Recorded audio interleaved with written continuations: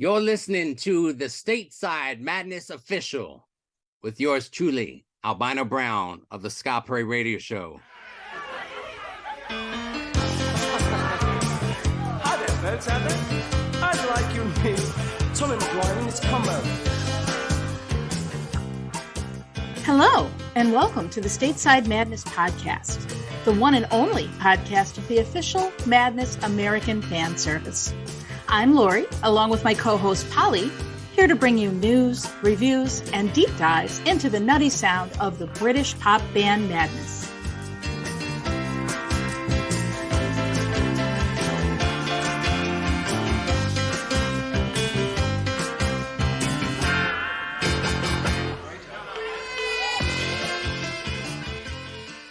Hello, and welcome to another episode of the Stateside Madness podcast. I'm Laurie. And I'm Poly. And we have a special guest in the studio today, don't we, Poly? That we do. We'll be speaking in just a little bit with Albino Brown. For those of you who aren't familiar, Albino was the creator of Ska Parade, the famous radio show, and something that I'm sure a lot of you are familiar with. Now, Albino was on the ground level of ska, third wave sort of stuff happening on the West Coast, and you could say in all of America. And he is one of those guys, he happens to know everybody. So he's got a lot of great stories. We'll talk to him shortly. All right, very cool. But before we do that, I believe we have something for the communicator, don't we? That we do.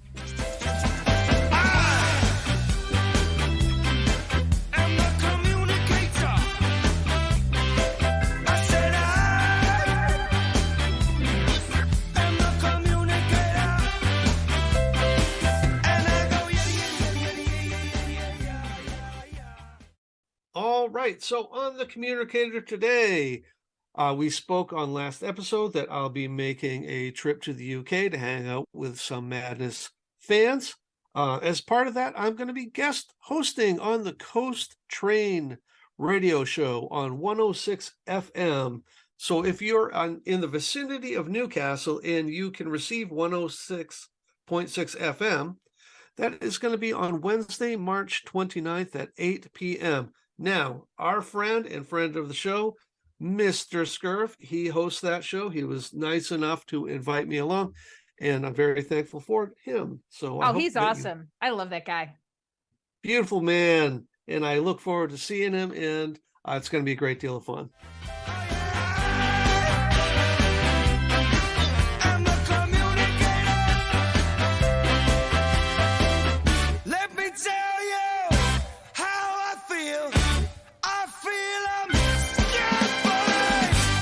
Is that like Star Trek?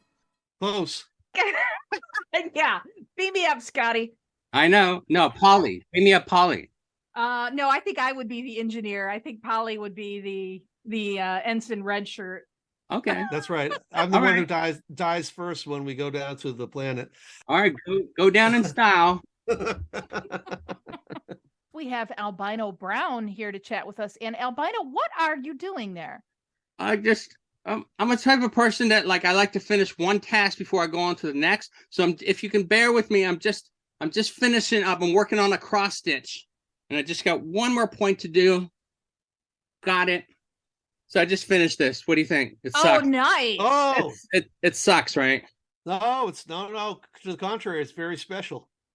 So I got this one over the internet. It's from 1979. Oh, wow.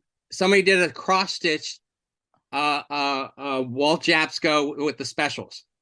That's so cool. I've never seen anything like that one. That's cool.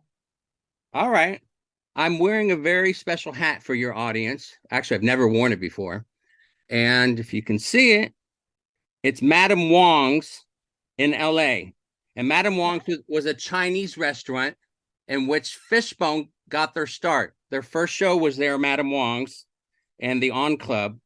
And I was very close with Fishbone, and they autographed this hat to me. And what's interesting about it is, most people don't know this whatsoever, is that they autographed it with the original name before Fishbone. They were called Megatron.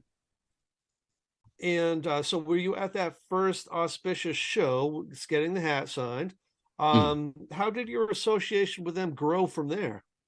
Well, I was born in South Philly, but I grew up in Santa Rosa, California, Northern California, and for college I went to UC Irvine, and my brother was doing a jazz show, the ultimate jazz experience, and I said, no, dude, we need to do the first ska show in America. And so we started this, and it really just opened up beautiful doors for us. And I still, I reflect back and like, how did I become friends with Angelo Fishbone? And I remember the first time that I met him, he was in some really goofy gear. Oh, and he had a girlfriend on his neck. It's nothing normal with Angelo. And I met him, and this is the only time it ever happened. My knees were knocking, and we just chatted it up, and then as shows went around, we chatted up again. And I think what he saw in me was a bright and creative person outside the box, like himself, really witty. And we sort of dressed weird together, which we thought was totally stylish.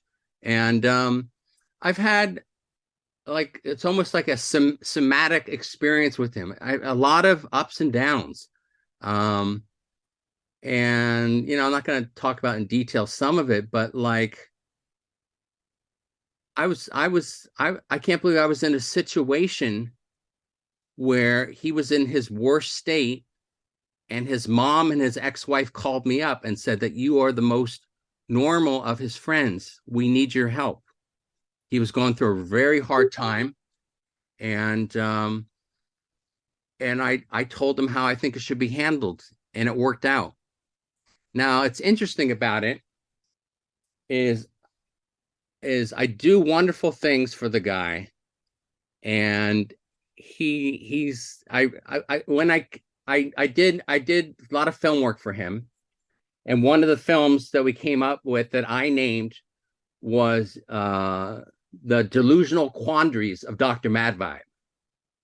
And I named it delusional because he's delusional. And so when I helped him out during his worst time, he's in denial of it. He says, I never did that. Those people would never have called me. But he'll never talk to them to see if it was true or not. He just gives me no credit. And the same thing happened with doing all the videos with him. He just narcissistic. He just sucks in everything. And I have a real love-hate relationship with him. I'm thrilled that I met him. I'm thrilled that I worked with him, and I'm thrilled that I was family with him at one time. I'll just mention one thing that comes to mind. We had been making films. He said, guys, would you like to come over for some shitlins? And and we're gonna watch Jurassic Park. Just Jurassic 5. So we ate with his dad, and we watched Jurassic Park. And I was trying to explain to my brother that I don't think shitlins is going to go down well with him, but she tried to a negative experience. And but I despite all I'm telling you, and I think I'm being brave by telling you both sides, I love him. I do. I just can't be around him that much. And we did some really magical things together. And like, I don't know what he's going to say. He might just trash me. He's done it before. He just, when he's in a mood and if it doesn't cater to him, then he trashes everyone. All right. Well, that's all I can think about Fishbone. That was the first band I fell in love with. I saw them at the Fillmore in 1989, and I didn't know what to expect. and Angelo dives off the stage. Fillmore's a big place. Yes. The whole place is filled, and he dives off the stage, and he's swimming across the people. And okay, I've seen that lots. But then he has the crowd push him up to the second level of the balcony, and he climbs the balcony and he performs from this balcony at the back of the hall while the band's playing at the front stage. I've never seen that before. He's the only person that ever does that. And that's his magic. Yeah. And I get some things here and there. Somehow through the change and the calamity, we hear about each other. So, and I'm happy for him. And when there's a time that where he really stands by peace and unity, I'd like to get to know him again. Yeah. But it was a magical time to work with him. And it's not one side. It's not like, oh, Albino got to work with him. He saw it. Oh my goodness, this guy is brilliant. He helps me get my needs out. He's that funny. So, like, for example, making a film, and I thought, oh shit, wouldn't it be funny to have Angelo perform with the animatronics at Chuck E. Cheese? So I met with the regional district manager of Chuck E. Cheese, and I worked it out. And it did cross my mind that we had to meet at early in the morning. And it did cross my mind to show Angelo on stage with the animatronics and to intercut it with crying children. So, wow. Yeah.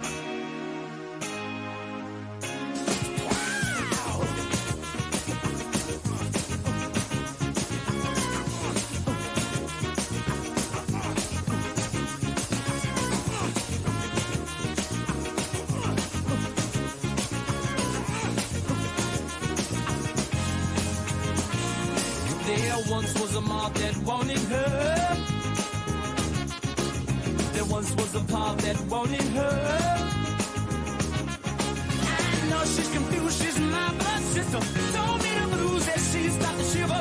Only a child in the middle of a war. She's a problem child, not because of her divas. Hey, my mom, what the hell is wrong with y'all? Hey, my mom, what the hell is wrong with y'all? And I do want to say this about Angelo. Despite having ups and downs with him, he is the most talented person I've ever met. He has such charisma and totally thinks outside the box. So funny, so musical. It's a shame that he hasn't reached the level of, say, like a Public Enemy or someone like that, like a rap star, Eazy-E, or, because he deserves it. And it's really funny. In the last week, someone sent me recent pic photos of Angelo. And I don't know, they have this thing at the Punk Rock Museum in which punk artists are going to give tours to the people. And one of them set for that is Angelo. And so here you are in a land of punk, everyone with mohawks and tattoos and piercings. And in the photo that was sent, he looks like a grandfather. He is dressed in like he's ready for Oxford. And so that's my hope, is that everyone shows up punk rock and he's more punk rock to them because he showed up normal. That's funny. Well, speaking of Fishbone, though, and actually talking about him, or rather Fishbone not having really reached the success that they were worthy of, I just seem to remember back in the day that we all did have our favorites of, the third wave stuff, which would have been new for us when we were in our 20s. But Fishbone was the metric by which we measured all of those other bands. Greatly stated. They really, and it's like you hear a lot of ska bands, and that's just true of all music. You hear a lot of ska bands, and sometimes they hit good lyrics, sometimes they hit a good lick, sometimes they don't do a very good song. Fishbone comes out with brilliant lyrics, absolutely brilliant. I mean, Ma and Pa, and that's about his parents divorcing. It's Ma and Pa, what the hell is wrong with ya? And yeah, by the way, his mom is beautiful. She's a wonderful person. She was a school teacher. I didn't know. I only met the dad one time, Billy Moore. Yeah. So what else you want to know about Fishbone or other bands? That does kind of bring about why we asked you here. You know so many of the players, particularly in third wave sort of stuff. Yeah. But why don't you start at the beginning? You know, how did you either get into music or how did you discover ska, and what was it like? Okay. So I'll give you a little introduction. So my name is Albino Brown, and in 1989, my brother Tazy Phillips and I started the first ska radio show in Irvine, and it was something brand new. No one else in the country was doing it. The little sprinkle of bands were coming together, and we became ground zero for ska music. And you got to believe, did we hit it first and in the right place? Because Orange County, we're set up in Orange County, and one of the earliest bands that we befriended, it was a little band called No Doubt. And we became very friendly with them. They appeared on the radio show over 15 times. And yeah, so we would do interviews at their house at 3 a.m. until Mr. Stefani came down and kicked us out. And yeah, that's how we became close with them and involved with them. And the other band that is huge in our record is Sublime. And I'll just share this with you. So my brother, we did the Ska Parade radio show, and my brother began working at K-Rock, which is the flagship station in the nation. It's in LA, and whatever they play, most all of programming plays. And so they knew that they called us the Kingpins of Ska. And they said that we're interested in playing a ska band. Who would you recommend? And my brother and I had come out with a CD called Step on It, the best of the Ska Parade. Let's see. This one. And I collect weird ass shoes. Like this is a pair of Liberace shoes right here. And so anyway, put them on there. But so we one of the songs on there that I picked to put on the CD is from the best live recording of Sublime, and the words of the band is on our radio show. And so we put 2 tracks from that session, and the one that I picked was a little ditty called Date Rape.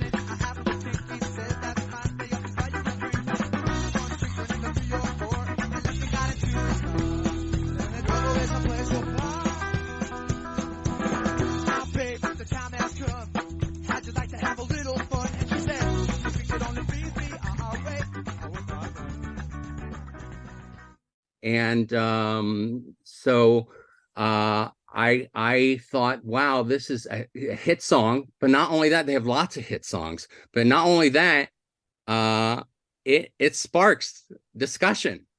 And I said, the controversy is going to sell this. So we recommended that to K-Rock. And they said, I don't know if we can play this. And they came back and said, all right, we're going to play. We'll try it out. If it doesn't work, then we'll ignore it. And so they played it, and it became the most requested song in K-Rock history. And it brought them all over the world, and that's what made them multi-platinum artists. Huge success, a big feather in our cap. We got an award from Bradley Knoll's father, Jim Knoll, and also Bradley Knoll's son, Jacob Knoll. They gave us the triple platinum award. It's pretty cool. And so that worked for a while, but we get a call back from K-Rock and saying, guys, we appreciate what you've done, but Sublime's really hard to deal with. And that had to do with the drugs. And so they said, can you find us like a goody two-shoes band that plays great ska music? And we said, yeah, actually, we started out with them, and they've been just playing sort of backyard parties and shows here and there. And so they're from Anaheim, California, and they're a band called No Doubt. And they said, okay. And I said, yeah, they have a great lead singer, Gwen Stefani. And they said, well, what song would you recommend? And I said, I'm Just a Girl. Take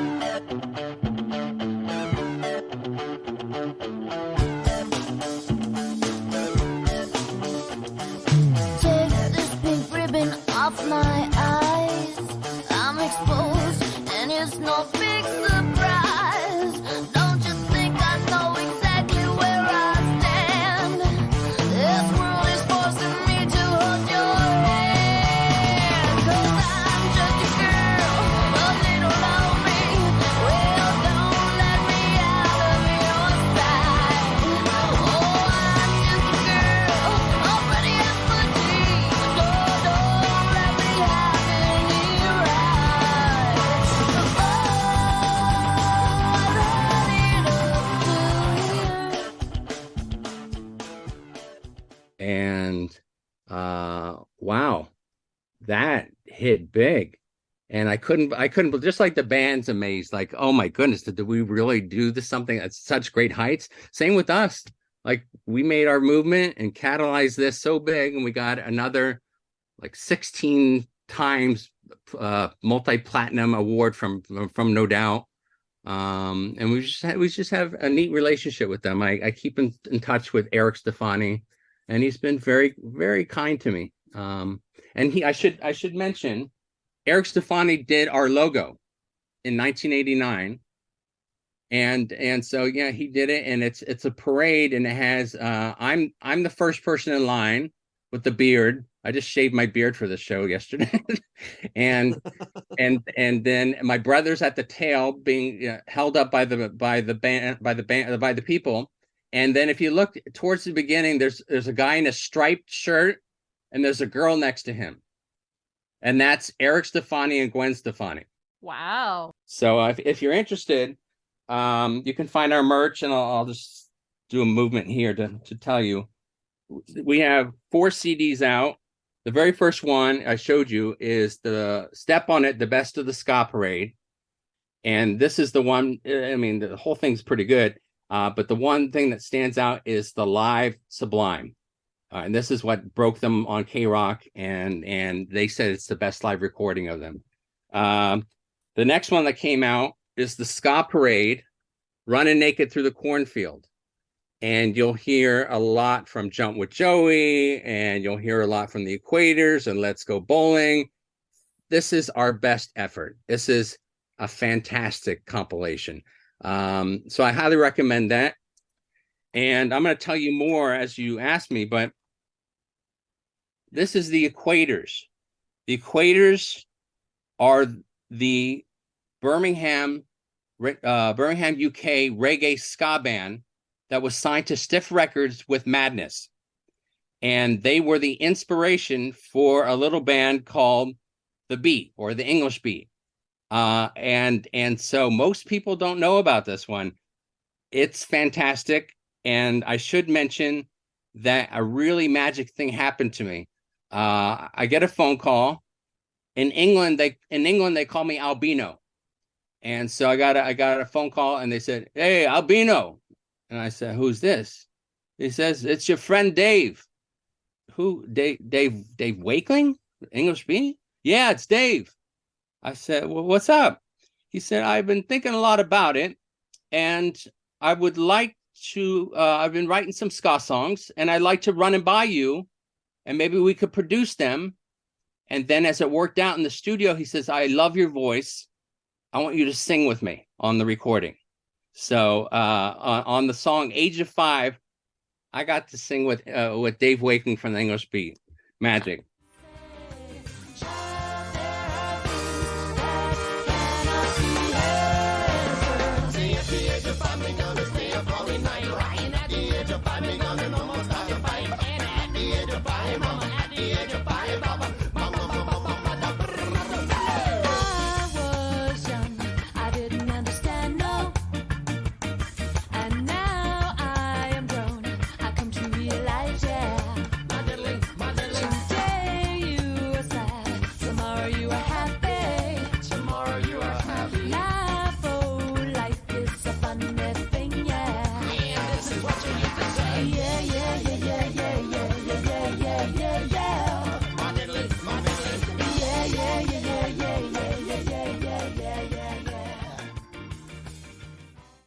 That it would be. And of course, now Dave's located in Southern California. Yeah, Santa Monica, I think. Yeah. Do you cross paths or Mhm. keep up with him much? Yeah. So I just saw him. I'm in Northern California in a place called Santa Rosa, which is where Charles Schultz of Snoopy fame is from. And also Robert Ripley, Believe It or Not, it was from here too. So it's a really magical place. And he played 2 cities over in Petaluma, which is my the land of my favorite person in the whole world, next to my daughter, Winona Ryder. And so he played there, and I saw him there, and it's just always a blast. It's always fun. It never lets me down. He looks ageless. He's funny, and he's such a great singer. Yeah. So yeah, occasionally here and there I see people. I saw the Toasters a couple months ago. Yeah, we just sort of, hey, how's shop treating you? We're all in the same business, and so all right. And any more questions? Hey, if we could take a quick step back to your Ska Parade days. So Yeah. there is a photo that exists from Ska Parade that is kind of a takeoff of a very famous two-tone band photo. Oh, I'm glad you picked up on that one.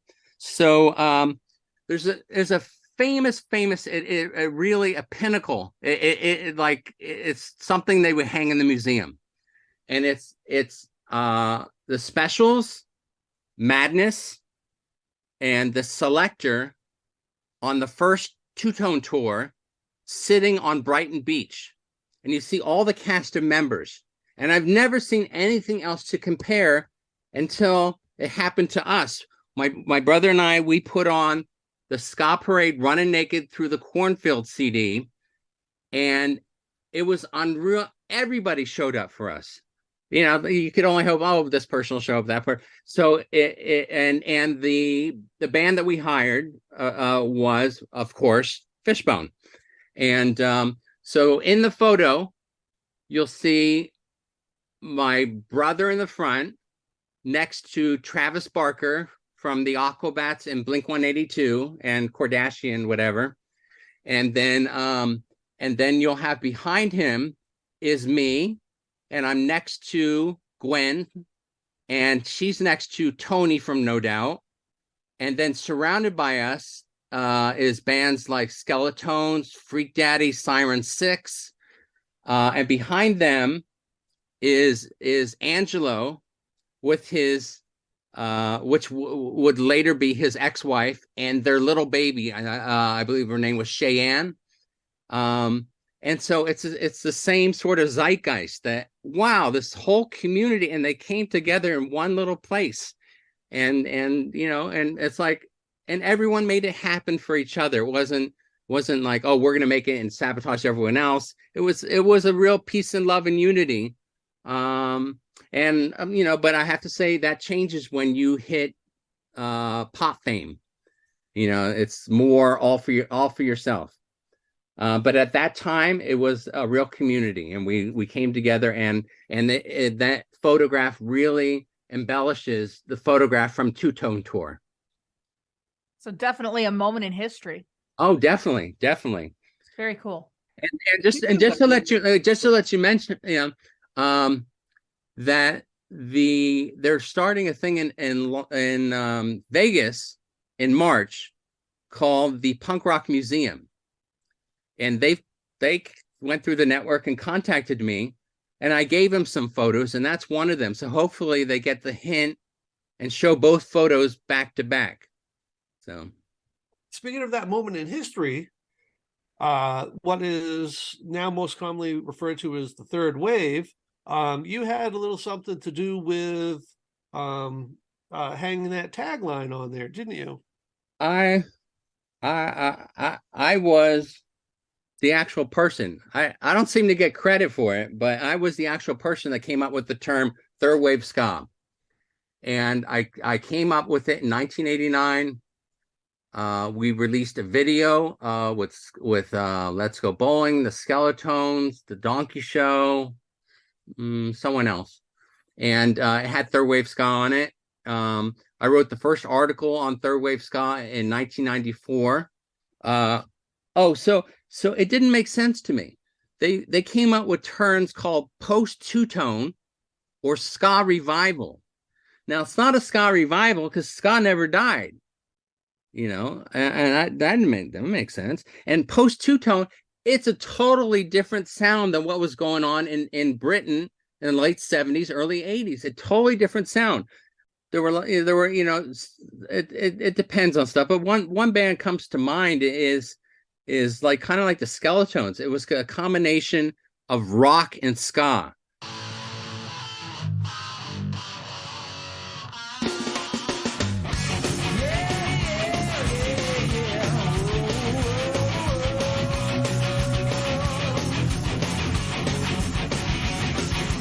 I've got something to get off my chest that directly has to deal with you. I'm always busting my ass up and you get ahead, but you never know when I need you. I put my fist down. If you want to stick around, you better listen to me. Some things are gonna change. I've got my life to rearrange, and that is just the way it's gotta be. And that's not the Specials, that's not Selector, that's not Madness. And so I had heard something. I come from the hard sciences. My pops is a doctor and my mom's an artist, so I got the best of both worlds in Jamaica lore. And just you in the hard sciences, you simplify things to understand it, and that's all. I just, for my own understanding, I named it Third Wave Ska because it's a new generation, a new incarnation. Let's see. So that's how Third Wave Ska came about. Any questions? So, speaking of third wave, and also something you said in there, which is that ska never really went anywhere, but it does appear at least to kind of wax and wane from time to time.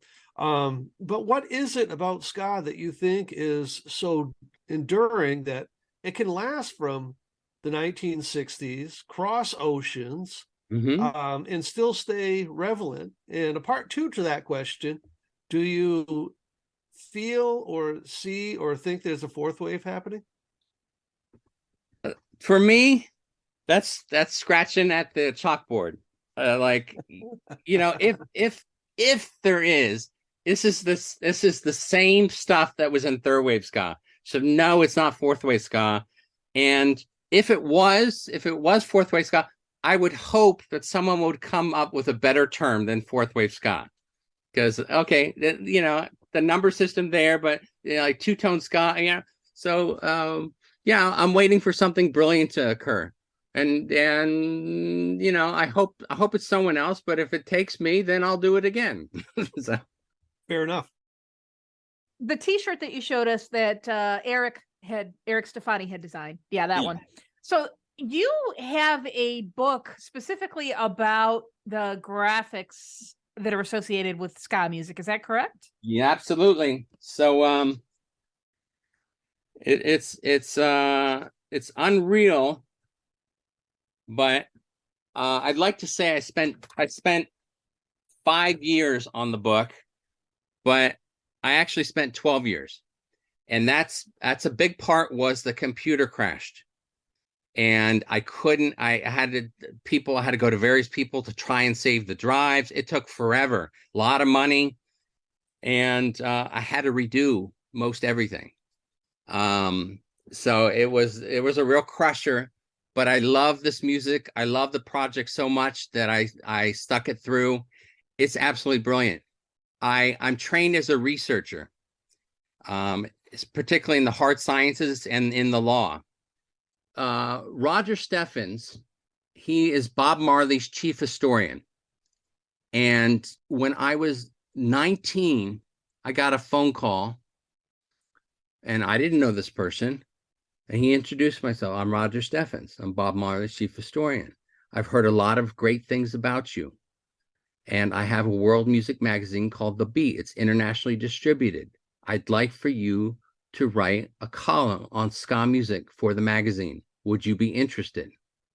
Of course. Yes. So that's how I got my start with him. And you got to understand, like, you know, the way I grew up, my home is filled with memorabilia when I grew up.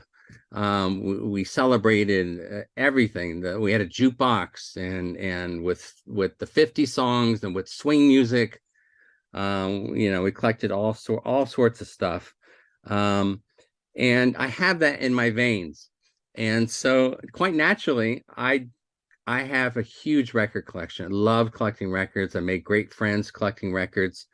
Roger I read his book, and actually I bought a second copy. I thought it was so brilliant. It's called the Reggae Scrapbook. And Roger said to me, Albino, we've done really well with our book. I'd like for you to write the follow-up book to it, the Ska Scrapbook. And I thought about it. I mean, I have incredible archives I've been posting on Facebook. So I wanted to do something that no one else had done before. And that is everyone gives tribute to the musicians, but a full discovery of the graphic artists, their creation, their style, their passion, their connection to ska music, how they created it. And so I've been shopping around with publishers. The book is done. It's over 120 pages long. This is my first time of mentioning this to the public. Only my family has seen it, really. So you're the first to know. And I hope that your fan base will watch it through, support it. I hope you'll stick with it and promote it. But I'm going to show you some pages that no one else has seen before. This is Bruno Blum. He wrote for the Best magazine in France. He's the first person to generate ska music in France. He did stuff with the Clash too. And so, like, the first thing I say to him is, you're the guy who did the Nutty Boy comic books for Madness. I said, do you have any of your rough drafts? So he went up in his attic and he got for me all the rough drafts of the Madness comic book. So you can see this is the original sketch, and this is the final sketch. And then these are cartoons from the magazine that are related to Madness.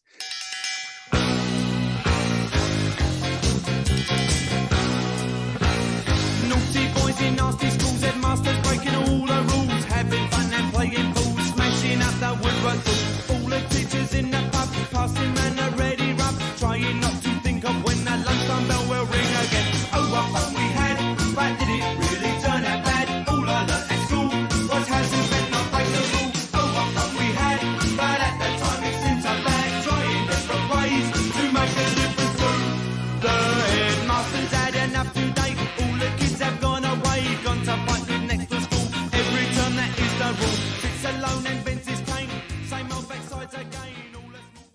So let's see. I did want to read to you. So each new generation that falls in love with ska and punk music and art finds its way back to the roots. The graphic artist of ska and punk, with over 120 pages, is the first book to uncover the inspirations and mysteries behind the graphic art of the music. Albino is as passionate about the album design as he is with the music. With handwritten sketch notes, original and exclusive art, never before seen archives, inside stories, and candid interviews, these artists will inspire music fans, graphic designers, students, comic book collectors, and music that including traditional ska, two-tone, third wave ska, ska punk, ska core, punk, and punky reggae. Some of the highlights you'll see in my book are Two Tones, the Specials logo of Walt Japsko, and based on Peter Tosh. But additionally, everyone kind of knows that one. But additionally, who actually was the English Beats Beat Girl? And who was the Selector's Too Much Pressure man? And I'll show you real quick. So this is Hunt Emerson, the guy who did the Beat Girl logo for the English Beat, and he did the album cover with the overlays of the different profiles. And so I found this out 12 years ago, and I noticed that within the last year, people have just discovered this. And it's who was Beat Girl? Here's Beat Girl. Her name was Bridget Bond. She was signed to Blue Beat Records with Prince Buster. Blue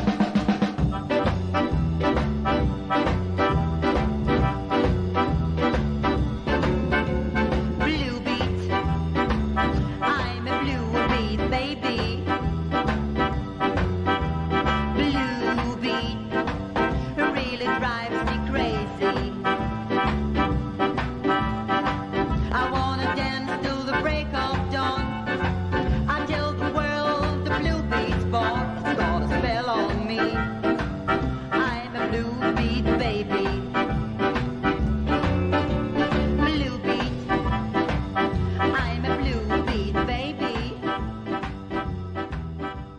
Blue. Here she's dancing, I think in 1964, with Prince Buster at the Heathrow Airport. And these are the different incarnations of Beat Girl. Now, the artist is Hunt Emerson, famous cartoonist, comic book writer from England. And he got asked to do this for the Beat and come up with the, as I said, the Beat Girl, and also the profiles overlaid each other. This is such a brilliant move because he came up with his own style, in which he didn't use black and white necessarily. He used red, pink, and black. It was compatible with Walt Japsko because it was a man and a woman dancing. Yeah, and what I'm very proud of, and I'm the first to announce it here. I've had 2 people write a foreword for my book. And a foreword is not just a paragraph; it's a couple pages. Right? They're telling what they viewed. And the first one is by Roger Steffens, who's Bob Marley's chief historian. He wrote a really wonderful piece on me. And guess who the second one is? Hunt Emerson. Cool. Fantastic. That's awesome. And he provided me with lots of rarities. Really cool to me. It is everything I would want in a foreword. He reaches out. He points out little technical things. He's really creative. He compares it to historical pieces of art. And his real question is, his thesis is, how can graphic design inspire one to dance? So if you're coming off the street and you're beginning to feel the heat, well, listen, Buster, you better start to move your feet to the rockin'est, rock-steady beat of madness. One step beyond.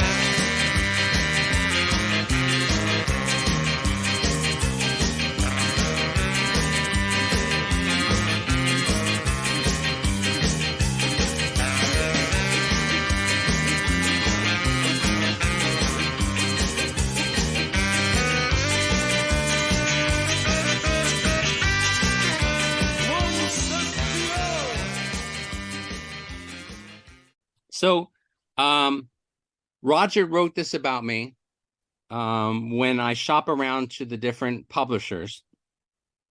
And I think it's worth reading to your audience. He wrote it. It's his name on it. As the author of 7 books about Jamaican music and Bob Marley, I have seen the huge potential audience for the graphic artists of ska and punk.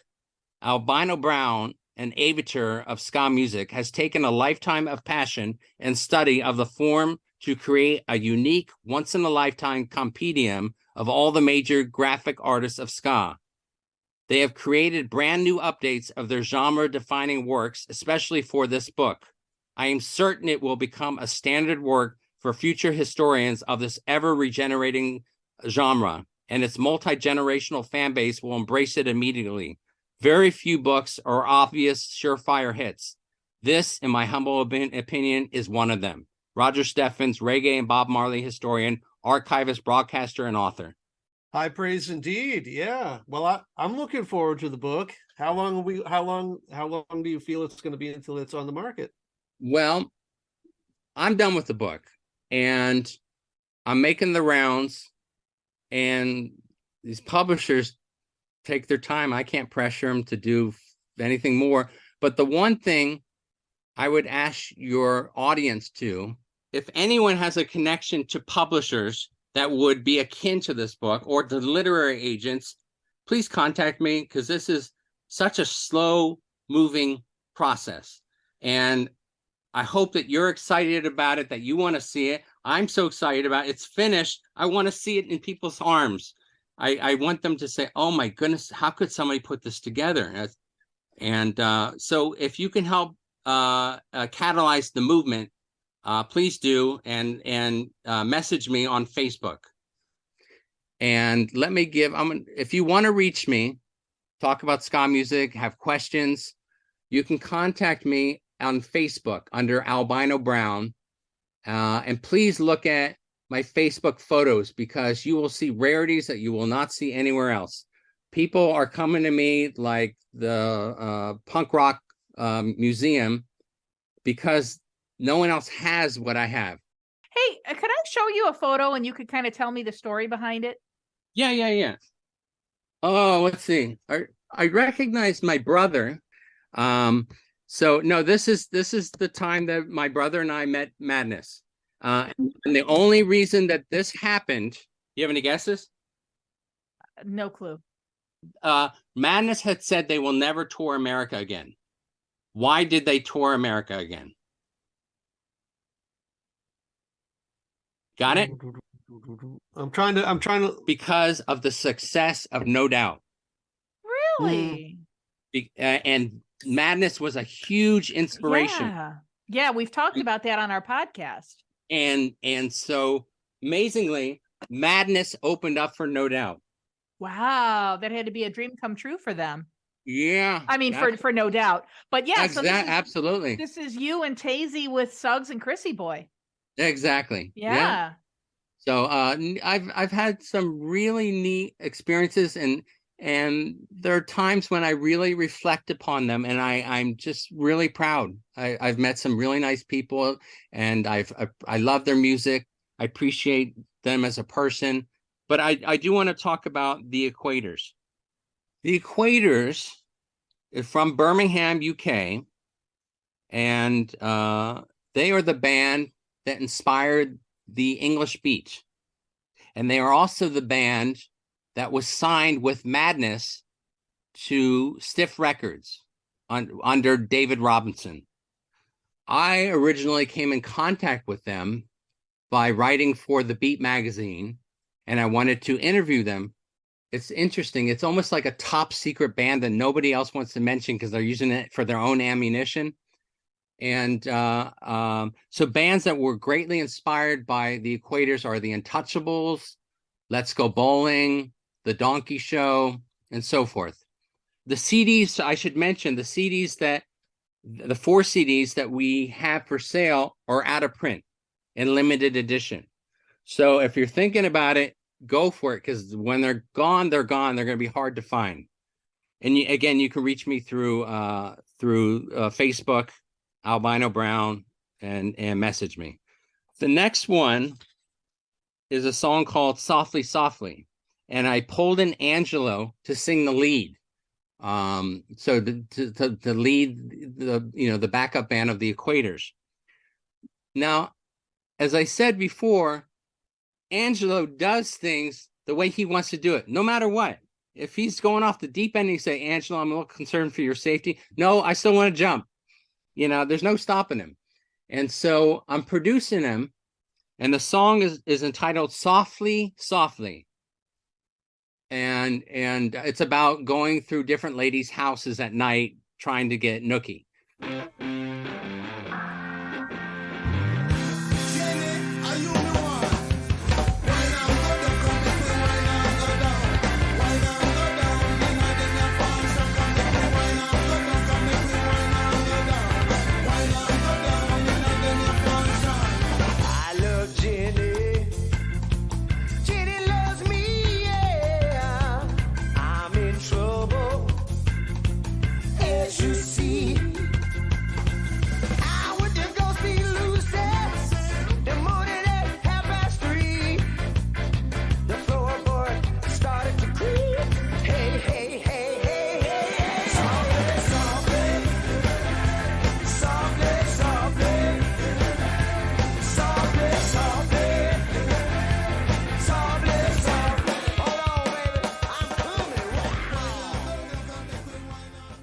And so when I'm listening to the playback and Angelo is singing, he's the lead singer, is singing Softly, Softly.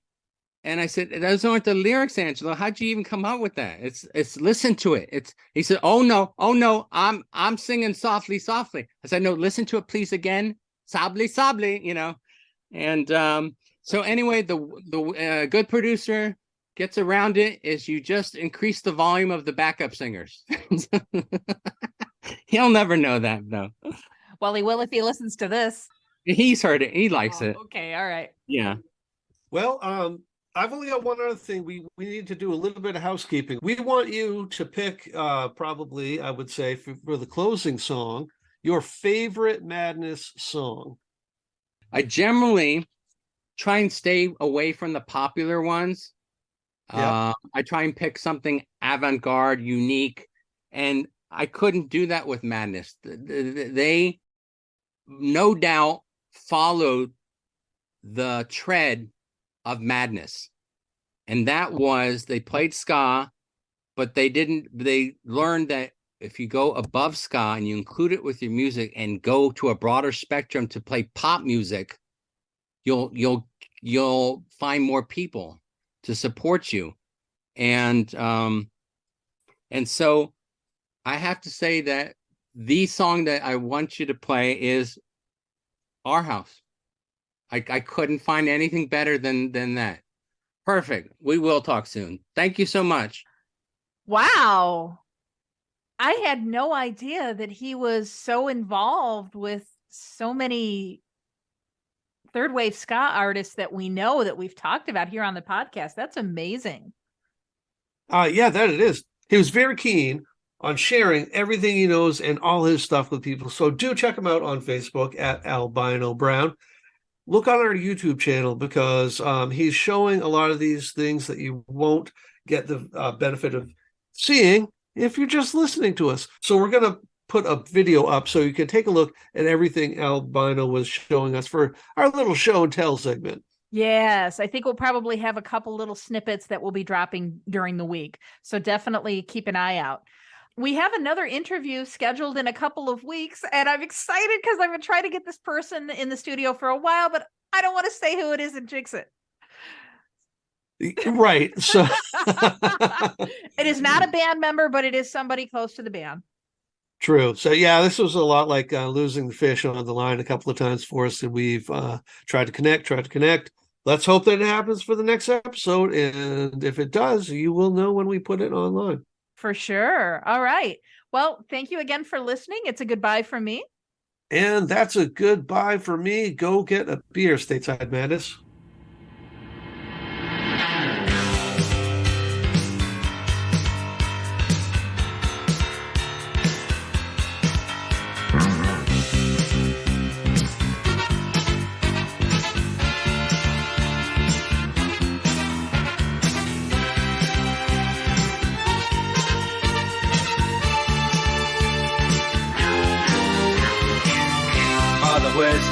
Sunday best. Mother's tired, she needs a rest. The kids are playing up downstairs. Sister's sighing in her sleep. Brother's got a date to keep, he can't hang around. Our house in the middle of our street. Our house in the middle of our house, it has a crowd. There's always something happening and it's usually quite loud. Our mum, she's so house proud. Nothing ever slows her down and a mess is not allowed. Our house in the middle of our street. Our house in the middle of our house in the middle of our street. Something tells you that you've got to move in the middle of our. Father gets up late for work. Mother has to iron his shirt. Then she sends the kids to school. Sees them off with a small kiss. She's the one they're going to miss in lots of ways.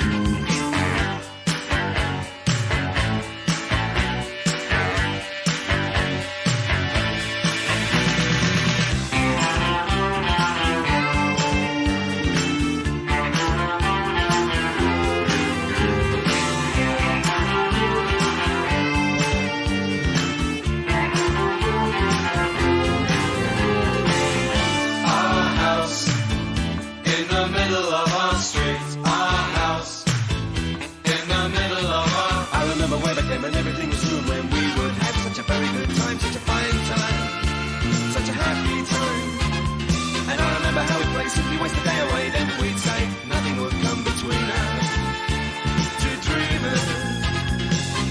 Father wears his Sunday best. Mother's tired, she needs a rest. The kids are playing up downstairs. Sister's sighing in her sleep. Brother's got a date to keep, he can't hang around.